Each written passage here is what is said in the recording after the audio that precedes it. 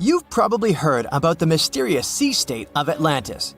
It was a high-tech utopia where people lived happily, but then something happened, and Atlantis disappeared from the face of the earth. Many people believe that this city lies at the bottom of the Atlantic Ocean. But what if we've been looking in the wrong place all this time? What if it's somewhere different from where they're trying to find it? What if all this time Atlantis was in the middle of the Sahara Desert?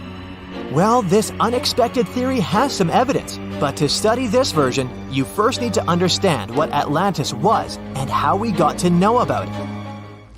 The very first mention of the mysterious city was in 360 BCE. Ancient philosopher Plato wrote about Atlantis. His work, Dialogues, described Atlantis as a rich land with advanced technologies. Its inhabitants were powerful, intelligent, and beautiful, like superhumans. He described in detail the structure of the city, and this was the main reason why many people believed in the existence of Atlantis. According to his records, the Atlanteans built this place in several concentric circles of black and red stone. Then they covered these circles with brass, tin, and precious metals. In the city, there were water channels on which ships sailed. The Atlanteans were sailors, so they built a passage from their city to the open sea. On the internet, you can find many drawings of Atlantis, created based on Plato's descriptions. Take a look at these drawings and an actual photo of the Eye of the Sahara. This place in the Sahara has a shape of several concentric circles. It looks as if a destroyed city left a trace on the sand. Many people have written online that the lost city was located there, but no one could prove it. Once upon a time, the Sahara was filled with rivers and lakes. In prehistoric times, there was only water there. So far, everything matches. The Eye of the Sahara was first discovered in the 1930s. This place was considered a crater from a fallen meteorite. But in the middle of the 20th century, scientists conducted a soil analysis and refuted the version with a fallen space rock. In the end, everyone agreed that this was a dome of molten rocks under which magma was raging. For millions of years, wind and water had been destroying the formed landscape and eventually made it look like perfect circles. But what if the Atlanteans once came to this place and used natural circles to build a city? In this case, we would have many traces and artifacts from this developed civilization. And yes, archaeologists did find some arrowheads, spears, oars, and other things there. But this has nothing to do with Atlantis. In the Eye of the Sahara, a multitude of Acheulean artifacts lies. It was an ancient tribe that frequented this place. For the first time, Acheulean tools appeared more than 1.5 million years ago. Some of the items found there may be 130,000 years old, and according to the records, Atlantis existed about 12,000 years ago. Archaeologists found no artificial structures in this place. There was also no debris or traces of a large city. People would have found some stuff if a big city with advanced technologies had existed here. The main supporter of this idea was one YouTube channel. It collected 1 million views and attracted the attention of many historians and anthropologists. The theory that the Eye of the Sahara is Atlantis was quickly refuted. People found too many discrepancies between this place and the description of Atlantis. The author tried to catch the viewer's attention by presenting external similarities between the natural landscape and the fictional ancient city. Another popular theory claims that Atlantis was a real continent located off the Bahamas, but then this city was swallowed up by the Bermuda Triangle. According to this legend, the city ruins still lie at the bottom of the triangle, but there's no confirmation of this theory either. Writer Charles Berlitz invented it. Adherents of this theory claim that the walls and streets in the western part of the Bahamas might be the ruins of Atlantis. But scientists disagree. They have proven that these walls are natural formations of coastal rocks. There are also rumors that the story of Atlantis was inspired by an actual historical catastrophe, the Black Sea Flood. This is the Bosporus, a strait in Turkey connecting the Black Sea and the Sea of Marmara. Around 5600 BCE, the Black Sea was twice as small as it is now and had many cities on its shores. Unfortunately, a huge flood destroyed this flourishing civilization. Within a year, cities descended underwater, and surviving inhabitants moved to foreign lands and spread stories about the flood. Maybe these stories inspired Plato to come up with Atlantis. In the 1950s, people came up with another version. Atlantis was the continent that is now Antarctica. Tens of thousands of years ago, a warm continent with a developed city shifted to the northern part of our planet because of the movement of Earth's crust. The Atlanteans couldn't adapt to the cold conditions, and Atlantis was covered with a thick layer of ice. This theory was refuted when scientists began studying the tectonic plate's nature. It turned out that Earth's crust couldn't have moved such a huge continent as Antarctica. The tectonic plates don't behave this way at all. But the main question is, was Atlantis real? No one had described it before Plato. Perhaps the philosopher came up with it. Maybe he did this to emphasize the correctness of his views on life and to identify his philosophical theories. In his works, he wrote a lot about divine and human nature and how people can destroy this nature. He spoke of decaying ideal societies because of immoral behavior and vices. The Atlanteans were once moral, spiritual people who created a utopia, but then they became greedy and mean. They destroyed their inner nature, and for this, they had to witness the destruction of their city. One night, fires and earthquakes hit Atlantis and plunged the city into the sea. The higher powers punished people for their immoral behavior, and Plato also wanted everyone to be afraid of moral decay. But judging by the descriptions of the earthquakes and fire, it may seem that Atlantis was destroyed by a volcanic eruption, as it was with the ancient Roman city of Pompeii. And such destructions have happened pretty often throughout history. Natural disasters ruined many developed cities. One of the most famous cases occurred in 1100 BCE in the Mediterranean Sea, when a volcanic eruption destroyed the highly developed Minoan society. The Minoan society existed for about 2,000 years. These people mostly lived on the islands of Crete and Santorini, located north of Crete. The Minoans had beautiful houses, a sewage system, and a developed economy. They were engaged in agriculture, grew fruits and vegetables, painted frescoes, and made jewelry. They were the first people to found the thalassocracy, an empire based on the sea. They lived off of fishing, piracy, and maritime trade. At the time, they performed cruel rituals, and their way of life was far from moral. They were used to earthquakes on the island of Santorini, so they reinforced the walls of the city with wooden beams, but they didn't know what a volcanic eruption was. And when the sulfur smell appeared in the air, they didn't suspect the impending catastrophe. When the volcano spilled out tons of lava and ash, all the residents of Santorini abandoned their homes and tried to escape, but they couldn't. The eruption and earthquake triggered a tsunami. A large wave flooded the coastal part of the island of Crete. This hit the economy of the Minoans hard and destroyed their port harbor. Then, foreigners attacked Crete and finally destroyed the developed civilization. Some historians think that Plato could have referred to the Minoan Empire when describing Atlantis. Using their example, he showed how immoral actions could destroy people.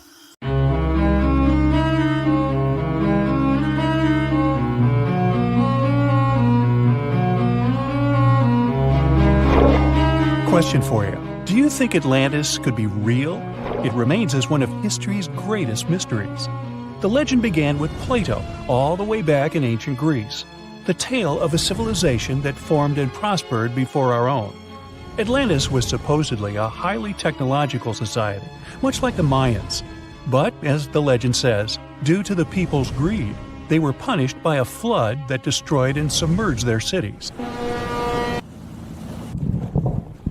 Different theories try to guess Atlantis' location. Some say it was in the Mediterranean Sea. Some say it's beneath the Bermuda Triangle. But, as science has shown us, Atlantis may be only an allegory for humankind. Today, you'll discover several amazing underwater cities that you have never heard of. They existed indeed and are not just a myth. We're taking you on an excursion to the underwater city of Baia, which is on the coast of Italy. Known as the Las Vegas of the Roman Empire, Baia was a resort city. The Roman elite traveled there for recreation. Imagine an open-air spa. That was Baia. You can visit the submerged town by scuba diving and get close to that perfectly preserved, magnificent Roman sculpture, a true underwater wonder. You can spot the crumbled temples and buildings through glass-bottom boats. This is a moss-covered museum in Claudio's Nymphaeum. To your left, you can see a collection of classical Greek statues. Swimming down the Via Herculeana, you'll arrive at Villa Aprotio. Villas are Italian-style houses, and here you can admire their original marble floors.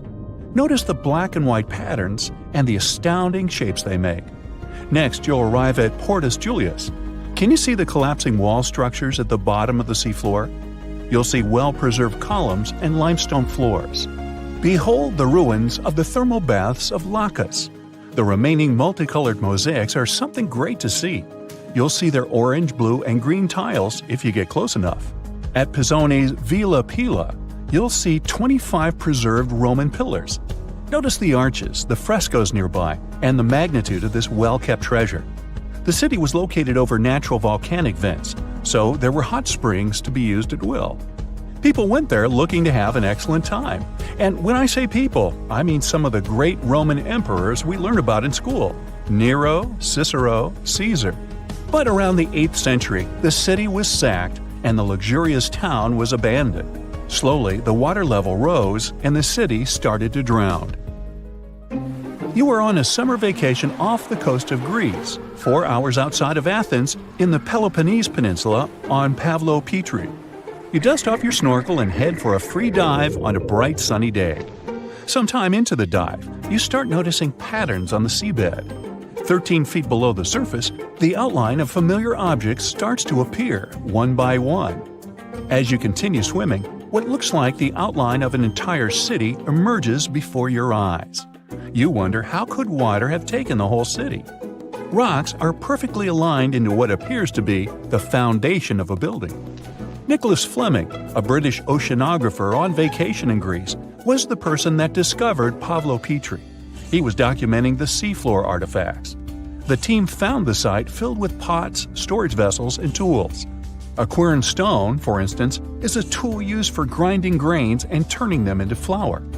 Multiple amphoras, which were found then, indicate that this settlement dated back to the Bronze Age, 5,500 years ago, when people started living in towns. The settlement is believed to have lasted for over 2,400 years. Pavlo Petri is considered today the oldest submerged town yet found, and it's impressive that it wasn't a simple village. It was a vibrant port city with stone-built buildings, a marketplace, streets, and even squares. Let's continue our exploration and find secrets in other underwater cities. You are diving off the coast of the Ryukyu Islands. Pacific waters are far from smooth. There's a strong current pulling you into the deep sea. Suddenly, you see a huge structure thanks to the sunlight shining down on the seabed. At first, it looks like Machu Picchu's ruins across the globe in Peru. As you approach it, you slowly figure out its form. A pyramid-shaped structure, arches, staircases. It's something that could have easily been a palace or castle. Could this also be a sign of human activity? What you just saw is known today as the Yonaguni Monument. It also goes by the name of Japan's Atlantis. The entire monument is about the size of 5 football fields and the height of a 5-story building. Its most surprising feature is its expansive terraces that host large crowd gatherings. Explorers and scientists believe that Yonaguni dates back to 10,000 years ago. But whether it is a man-made structure or a natural formation is still under debate. For Japan's top marine geologist, Professor Masaki Kimura, Yonaguni is the heritage of a lost civilization. Kimura has dived into exploring the ruins over 100 times over the past 10 years. According to him, there are clear signs of human activity down there. The Triangle Pool, located on the monument's surface, is a triangle-shaped concave that is a historical symbol of water fountains in the region. There is also a giant turtle carved on the eastern side of the structure. And according to Kimura, turtles have an important cultural meaning. Several pieces of stone tools have been recovered from the site. Their estimated age dates back to 10,000 years ago. However, not all scientists are convinced of the same. For many, Yonaguni is the result of thousands of years of erosion. The fact that the monument is composed of one massive rock leads them to believe that it is not human-made. The defined edges and flat surfaces resemble a natural formation occurrence in Northern Ireland, known as Giant's Causeway. A series of interlocking basalt columns look like the ruins of a palace, but they were the result of volcanic activity in the region. Well, stay tuned for more underwater discoveries. The next stop on our voyage is one of today's most famous underwater cities that has turned into an underwater archaeological park. The city of Port Royal in Jamaica exists today only below the surface. But in 1692, it was one of the wealthiest cities in the Western Hemisphere. Port Royal was the center of the British Empire at the time, and an important trade city that attracted people from all over. It was also home to real-life pirates of the Caribbean. On the morning of June 7, 1692, the people of Port Royal met a different fate than they probably expected. The bars and restaurants beaming with life woke up shaking. People were taken out of bed with the power of a massive earthquake, estimated today at 7.5 on the Richter scale. One survivor says he saw the earth opening up and swallowing the town whole. What he said could be true, as the city was mainly built over sand. The ground sucked buildings, roads, and everyone above. Geysers erupted, and finally, waves as big as 10-story-high buildings hit the city. About 33 acres of the city disappeared underwater, and amazingly, most of its 17th century remains lie in good condition under 40 feet of water. In the ruins, archaeologists have found taverns, storage rooms, kitchens, and recreational buildings used for diverse purposes. You can see a grand lion statue, a submerged bridge, and many picturesque arches. Now, do you fancy a trip to India?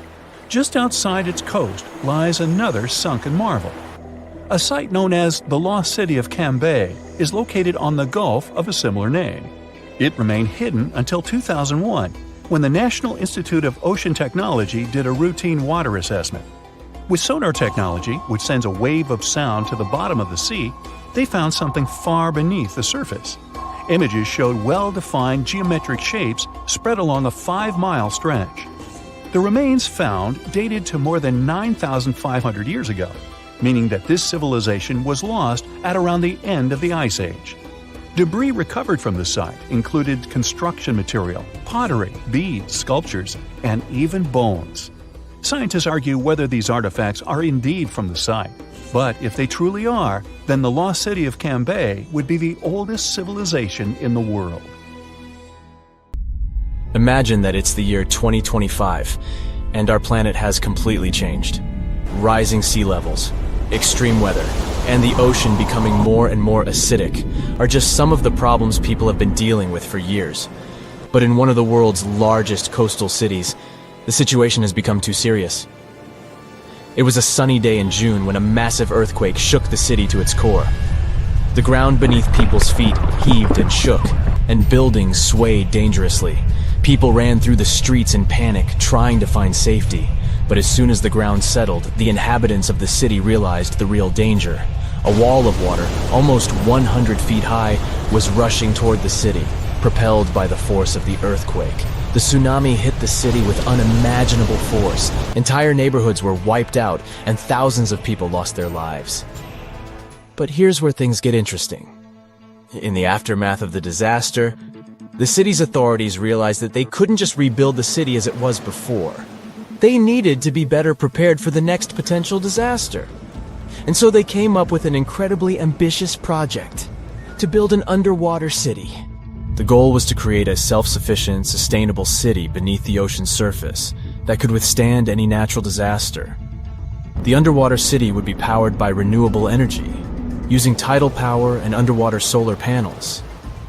It would be designed to withstand extreme weather and would have its own emergency response systems. The project attracted some of the world's top scientists, engineers, and architects. They worked tirelessly to design the city and carefully considered every aspect of the project. The underwater city would have everything that a typical city had, from schools and hospitals to stores and restaurants. There would be underwater farms where fish and other marine creatures could grow. The city would even have its transportation system, advanced submarines and underwater tunnels connecting different parts of the city. The project became a shining beacon of hope for people. It showed that even in the face of disaster, we could come together to create something amazing. But as time went on, the project no longer seemed so perfect. The cost of the project turned out to be higher than planned. There were also concerns about how long such a project would exist. After all, the ocean is very unpredictable. And still, the team of scientists and engineers never gave up.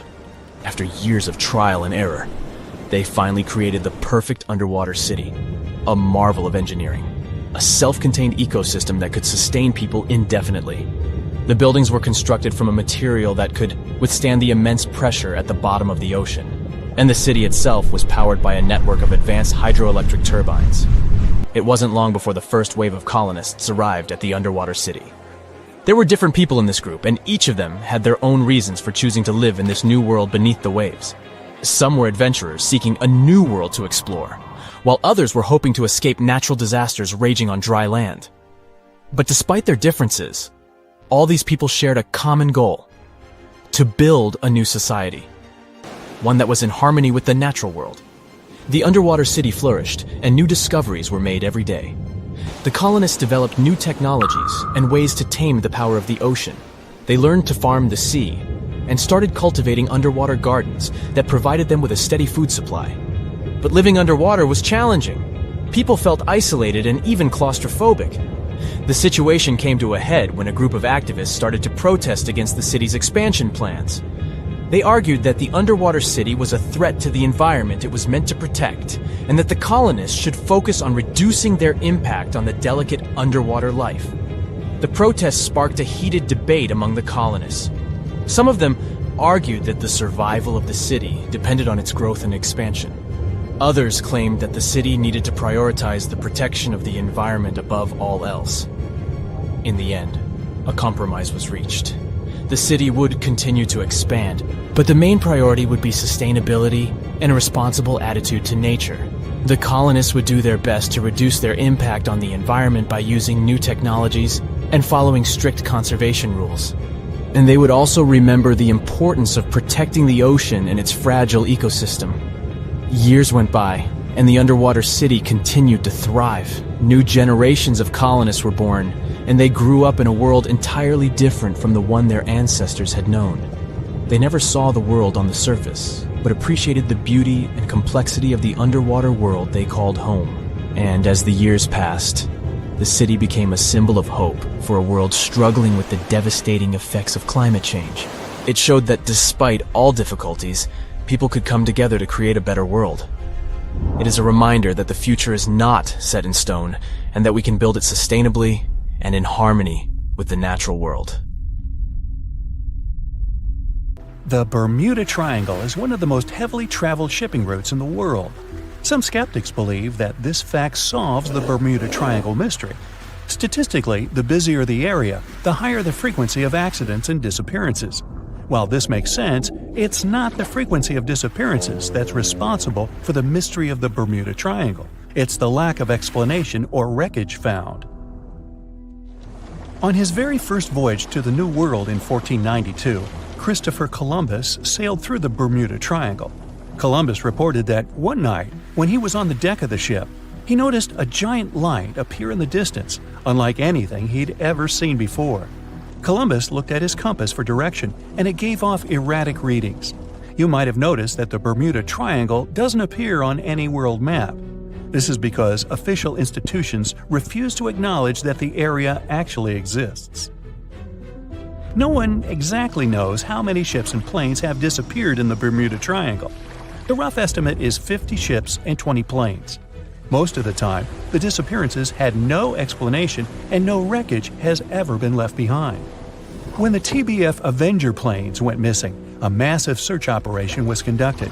Boats and planes searched the Bermuda Triangle for any signs of the aircraft. One of the boats searching was a PBM-5 Mariner airboat. The airboat took flight at 7:27 p.m. and called in a routine radio message 3 minutes later. Then, it was never heard from again.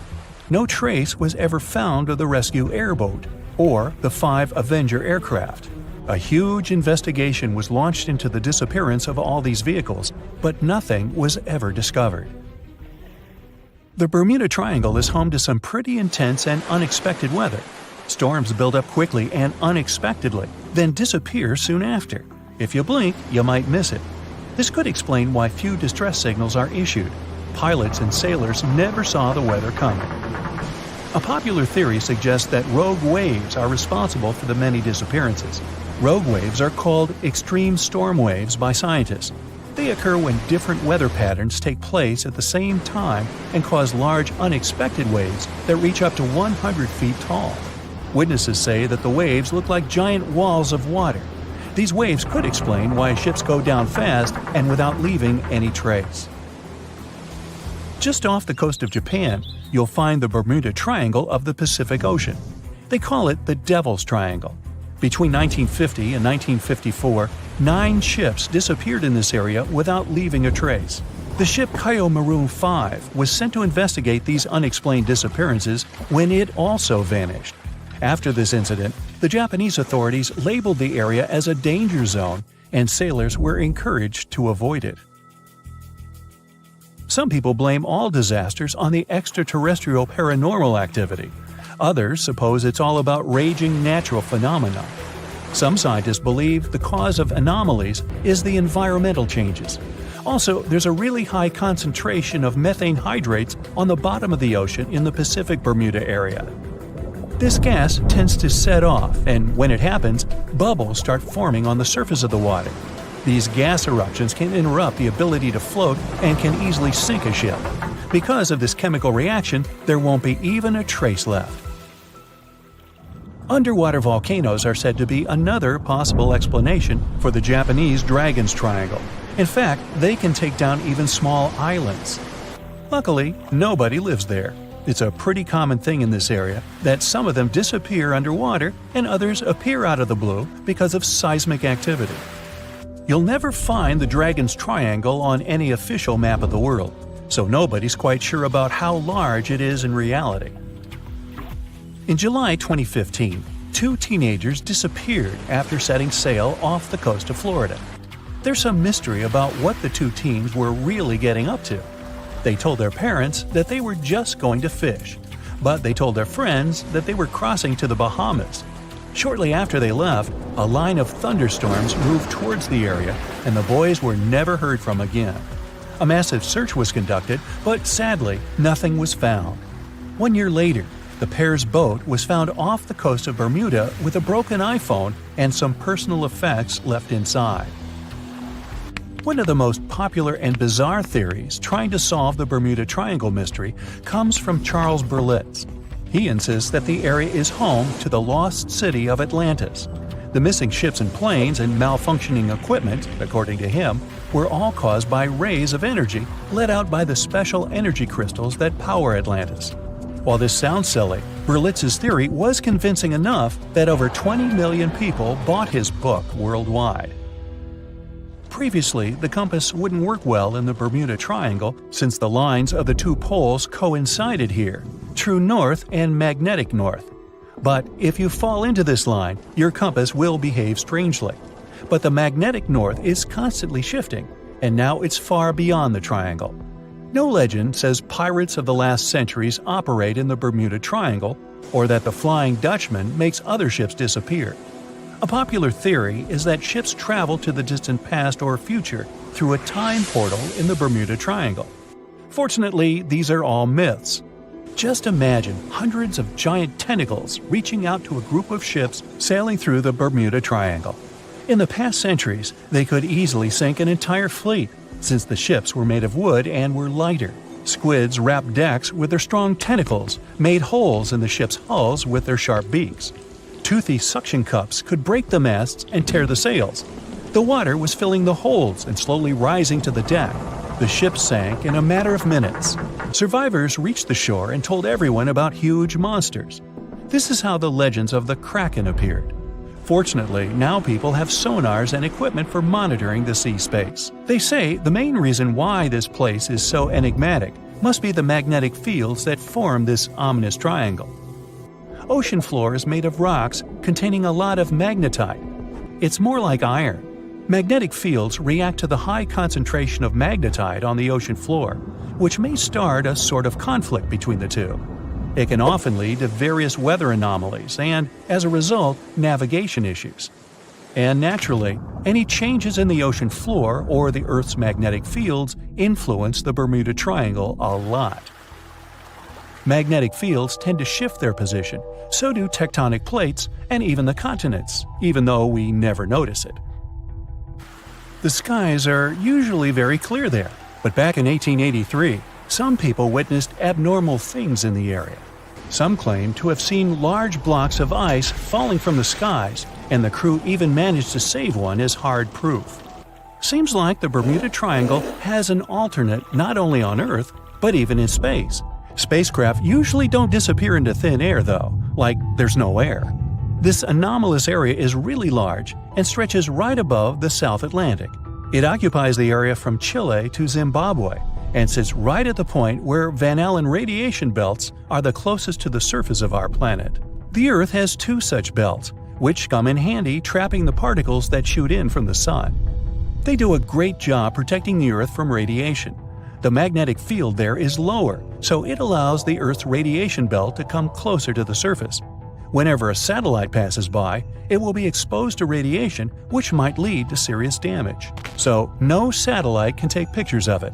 The South Atlantic anomaly is part of the Earth where natural radiation just flows out of control.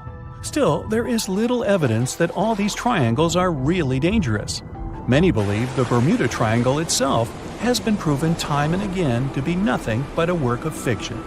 In fact, some shipwrecks, such as the Ellen Austin, gained popularity in the middle of the 20th century, while nobody even thought of drawing a triangle in the Bermuda area before that.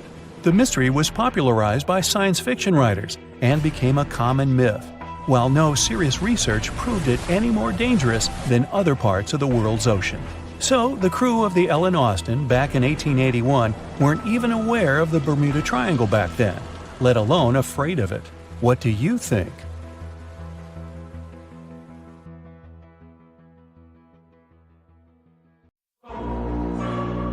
What's the most mysterious and blood-chilling place on Earth? The first thing that comes to mind is most likely the infamous Bermuda Triangle. This area has earned its spooky reputation after swallowing numerous ships and airplanes, which then disappeared without a trace. But is this place really so terrifying? Let's ask scientists. But first, I'll tell you a story or two.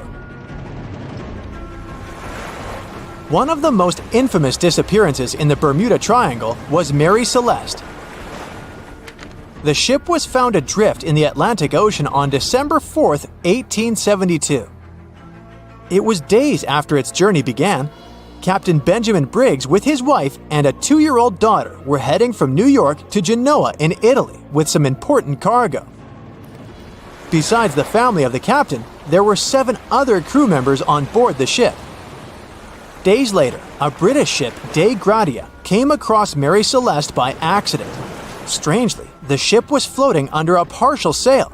Everything on board was intact. There was nothing strange with this situation, except for one thing. There was nobody on board the ship.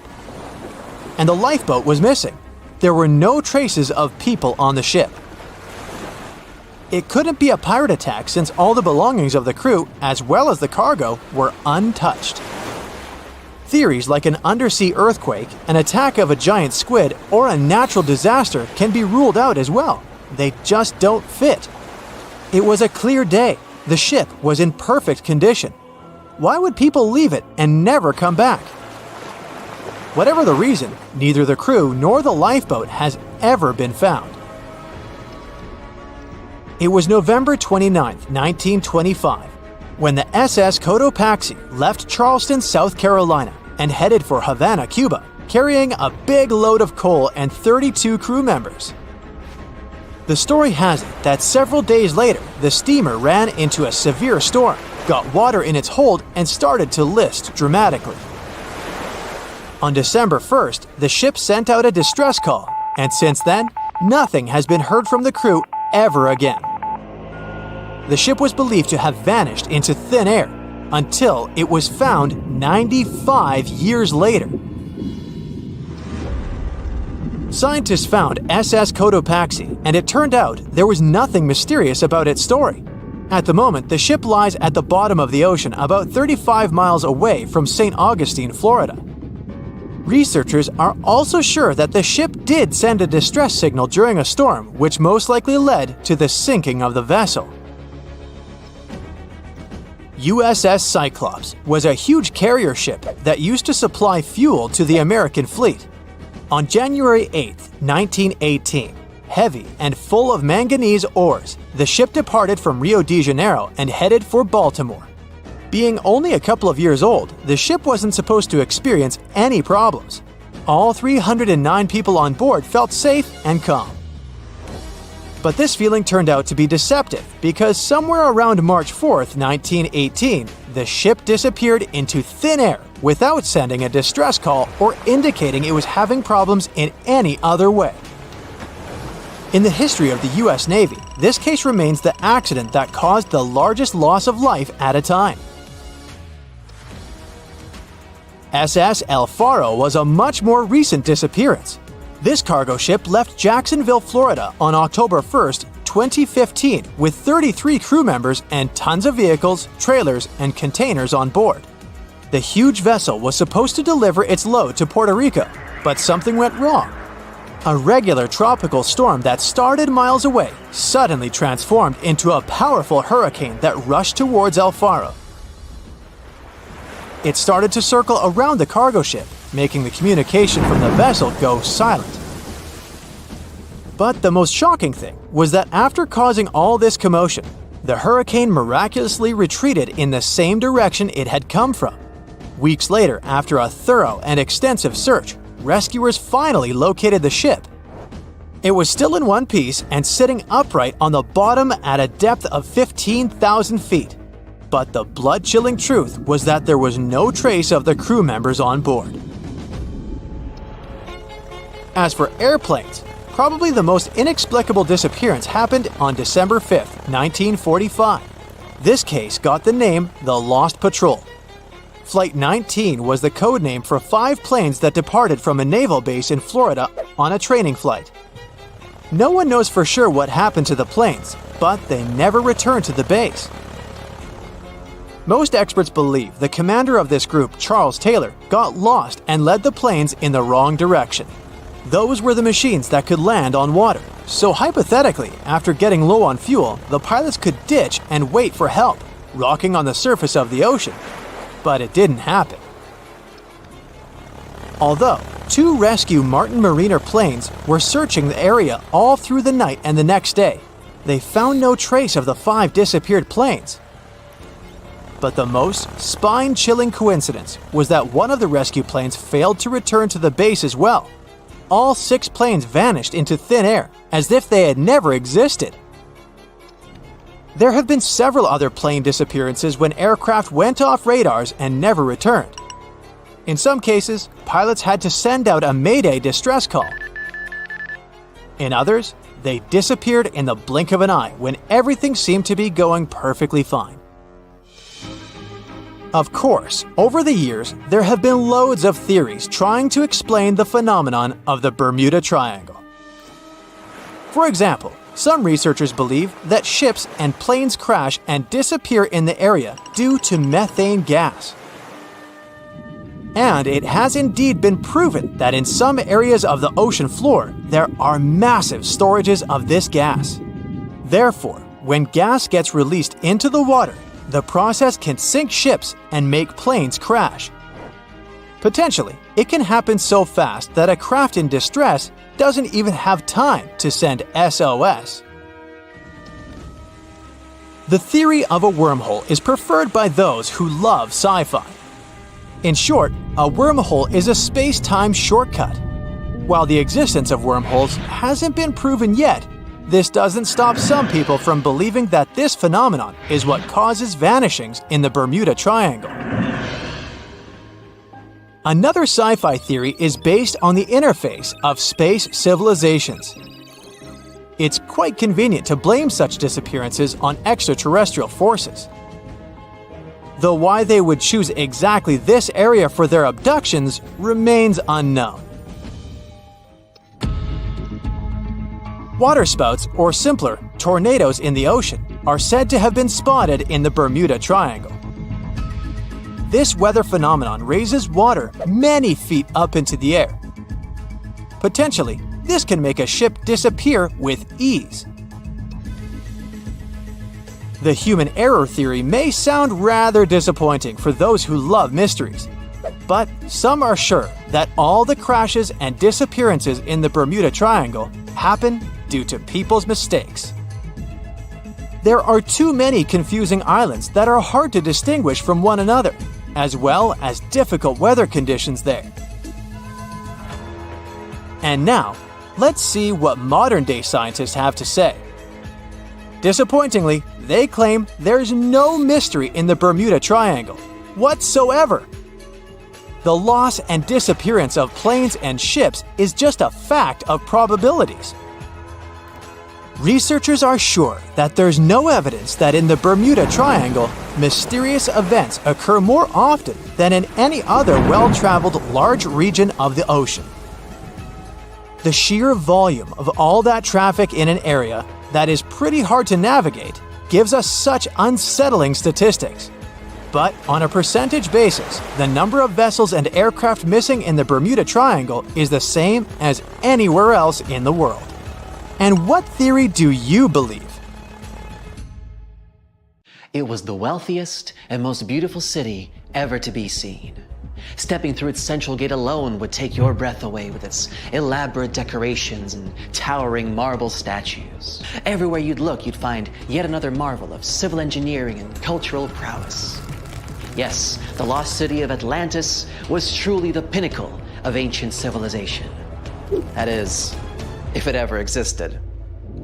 Since it was supposedly swallowed by the sea in its entirety, it's no wonder some curious minds linked it to the Bermuda Triangle, another subject of endless mystery in popular culture, suspected of swallowing quite a few missing planes and ships. In the late 1960s, it's said that a group of treasure hunters stumbled upon the remains of an ancient city while diving in the Bermuda Triangle off the coast of Miami. Not only did they claim to encounter some intricate-looking ruins, but they also claimed that they found a glass pyramid there, larger than any other pyramid ever discovered in Egypt. A huge glass pyramid on the bottom of the Atlantic Ocean? No, that story turned out to be a hoax. Nevertheless, we do know that strange phenomena are still happening in the Bermuda Triangle, like volatile water currents or even the occasional vortex. When anyone mentions the Bermuda Islands, this mythical triangle is often the first thing that comes to mind, due to all the mysterious disappearances or unexplained malfunctions. But there's a lot more to this territory than one mysterious triangle. Let me tell you about it, just in case you might want to visit. For a time after its discovery, Bermuda was briefly known as the Somers Isle, named after George Somers, a British privateer and naval hero. But the name that eventually stuck was the initial name, Bermuda, named after Juan de Bermudez, an explorer from Spain who discovered it in 1505. It's the oldest remaining British territory overseas, going back to a time before even the United Kingdom was established. The island's geographical creation is also unique. Scientists have recently discovered that the volcano that had generated this piece of land is like no other on Earth.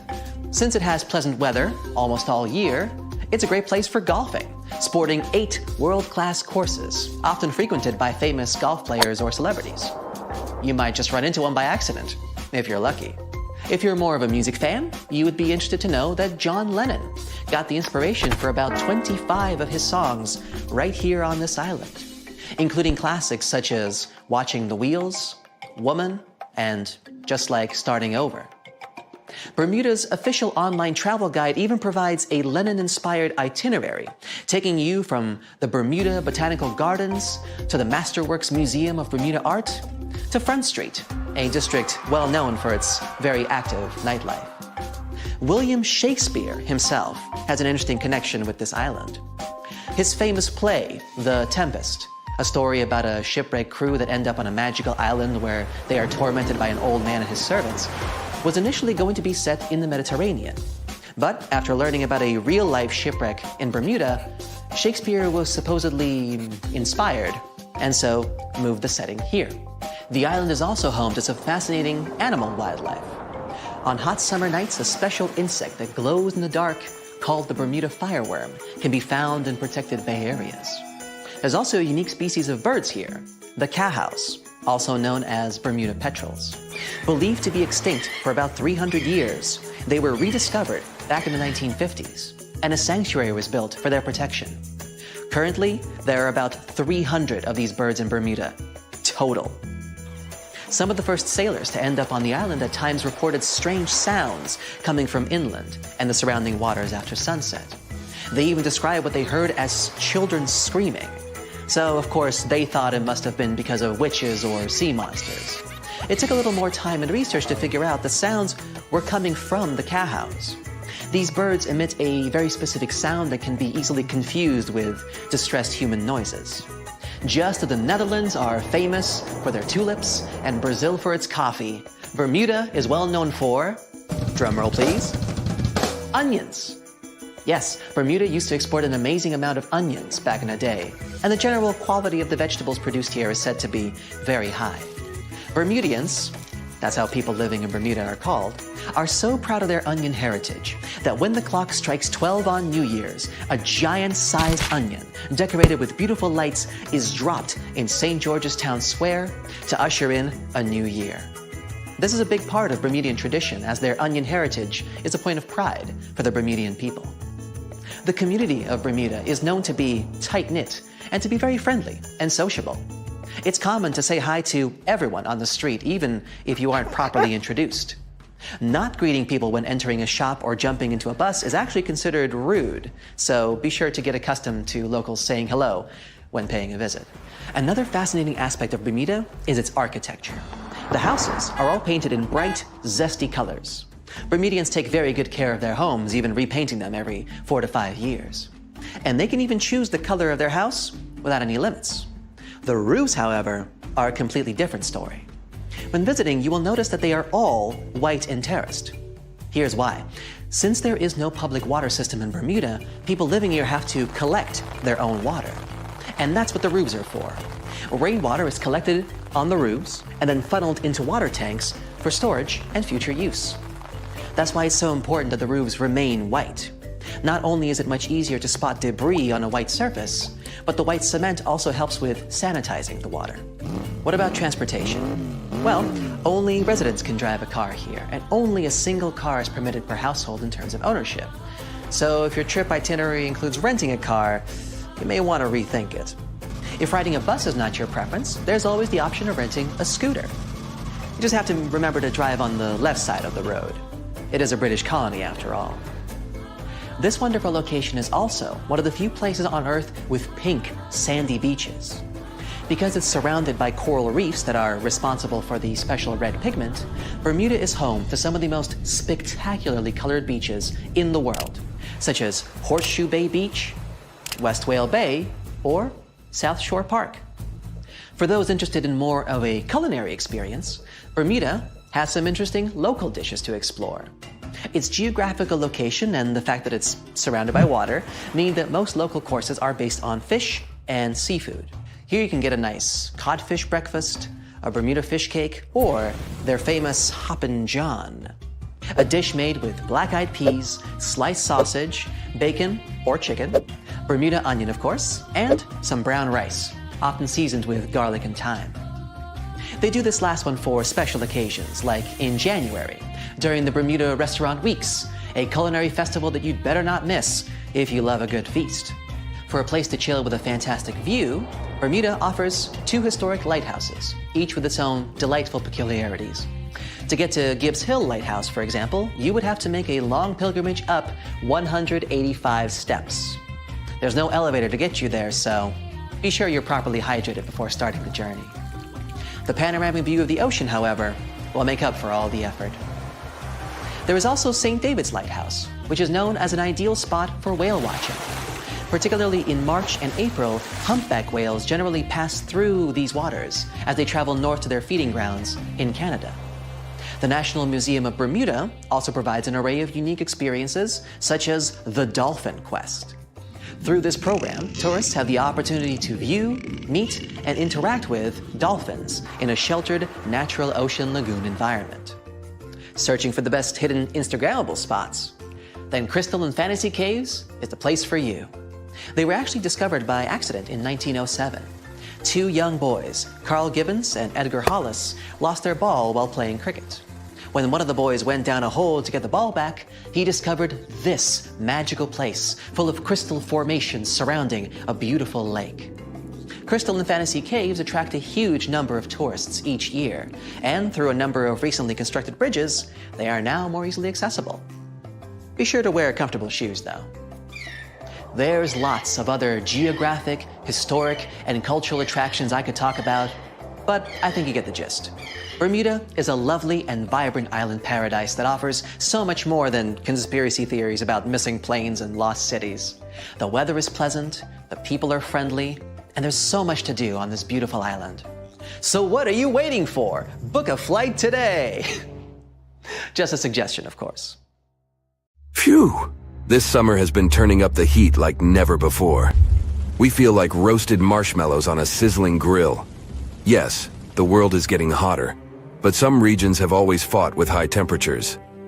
It turns out people had some inventions to keep themselves cool in ancient times too. Some of them are still functioning, even 3,000 years later. Let's take a look at how people saved themselves from heat throughout history. So, put an ice cube into your cold drink and get ready to hear how people survived the heat. Speaking of ice cubes, do you know that the Persians made an ice storage system? In the deserts of ancient Persia, people had an out-of-the-box idea about how to prevent their food from turning into a melted mess. These ingenious Persians stumbled upon a physics trick that allowed them to create ice in the middle of the desert. They called these cool structures yakhchals, which basically means ice pits. These ice pits were not your ordinary coolers.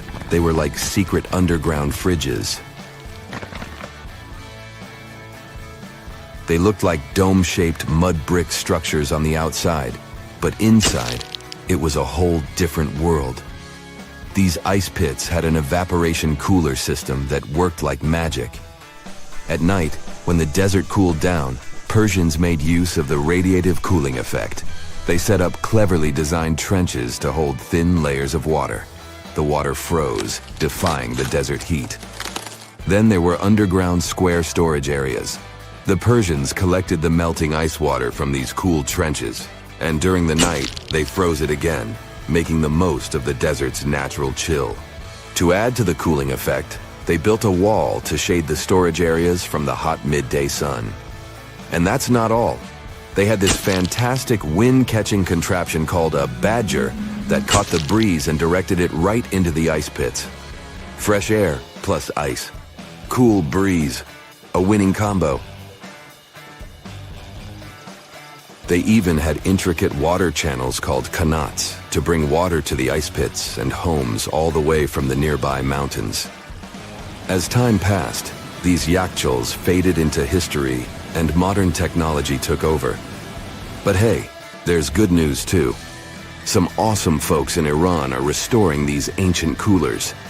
So, if you ever find yourself in the desert, don't forget to pay a visit to these marvelous places and witness the genius of the ancient Persians firsthand. Now, I want to focus more on the wind catchers because they don't just help make ice cubes. They actually function as a cooling system as well. Back in the day, those clever architectural wonders were all the rage in places like Persia, modern-day Iran, Egypt, and the Middle East. Imagine tower-like structures with openings at various levels strategically placed to harness the power of nature's breeze.